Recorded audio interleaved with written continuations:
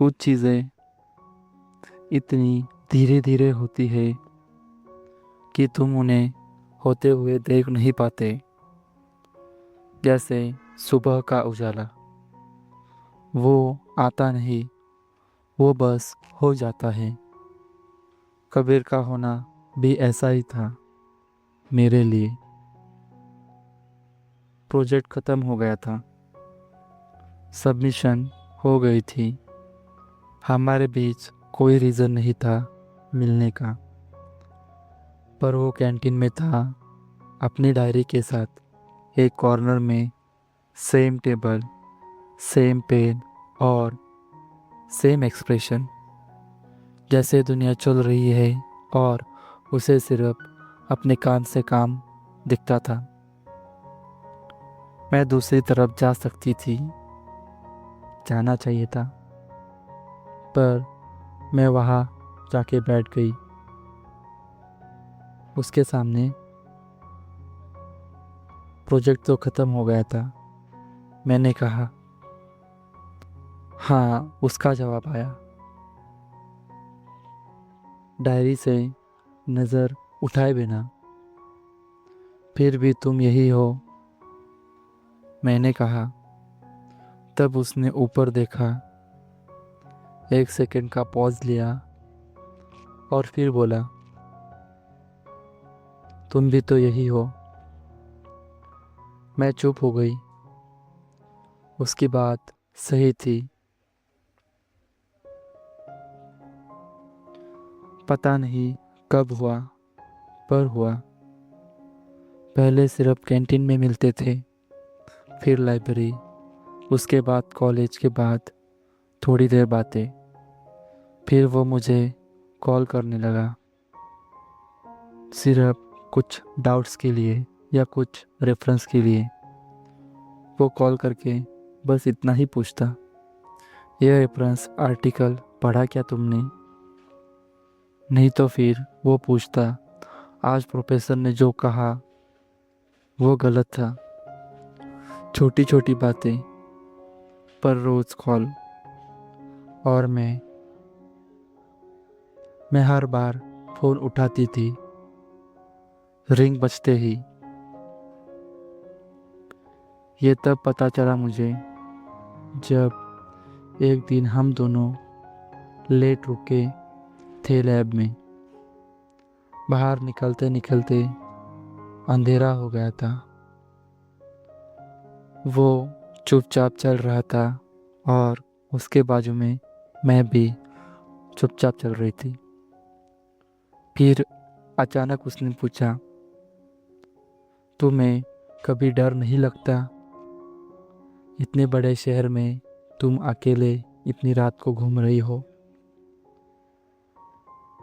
मैंने सोचा, सच में सोचा।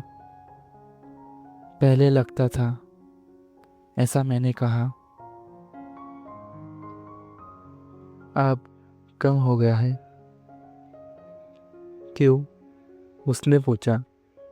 मैं रुक गई और उसकी तरफ देखा। जो जवाब था वो दिया नहीं मैंने, क्योंकि जवाब था तुम।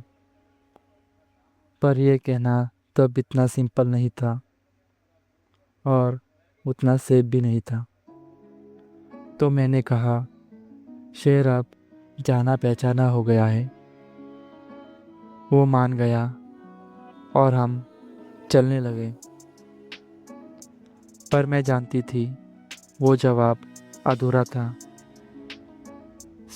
फिर मैं रूम पे चली गई। वहाँ पे अपनी रूममेट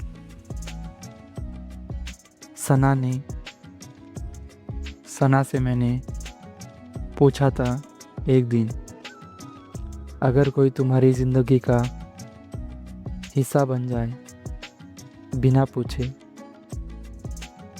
तो क्या करते हो?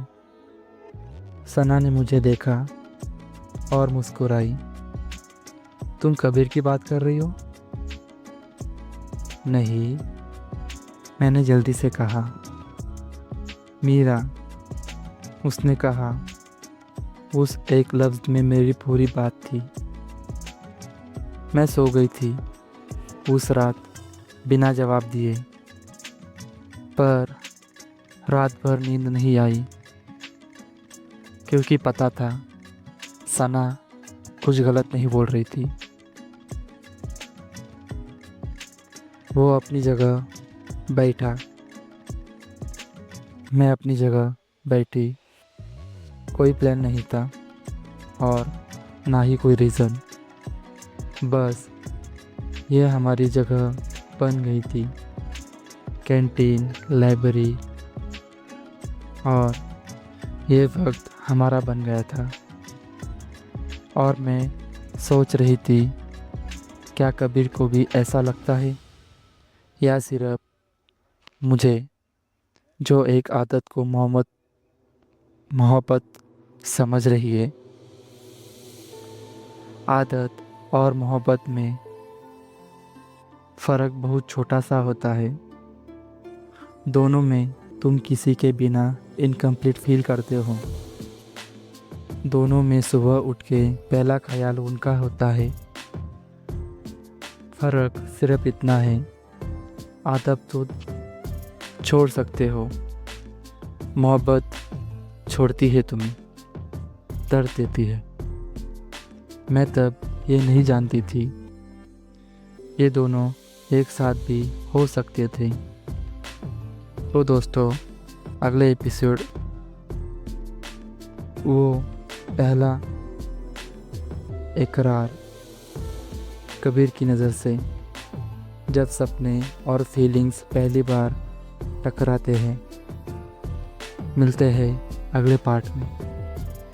Thank you.